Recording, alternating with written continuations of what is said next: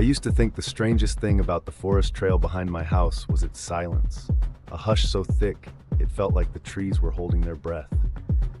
But last week, while I walked at dusk, I noticed every other trunk bore a handprint, each the size of my own. They weren't painted or carved.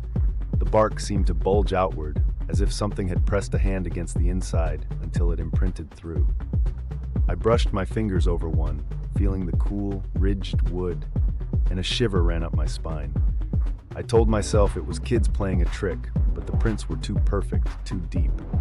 Curiosity gnawed at me, so I returned the next evening with a flashlight.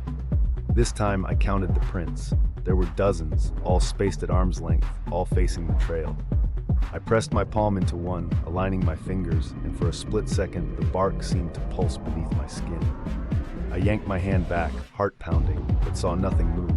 Still, I heard a faint rustling above, like breath caught between leaves, and every hair on my arm stood on end. I couldn't stop thinking about it, so I started researching local legends. There was nothing. No tales of forest spirits, no missing hikers, nothing but a single line in an old forum. They only show themselves to those who fit the prints.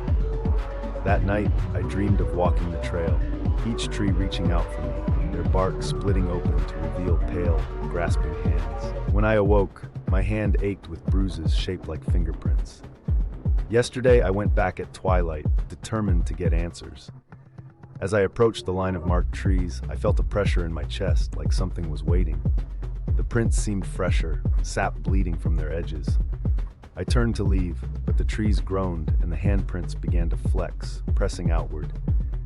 The last thing I saw before I ran was a set of fingers, my size, curling through the bark, reaching for me from the inside. Now when I close my eyes, I feel wood and darkness pressing in, and I know if I ever go back, I won't walk out alone.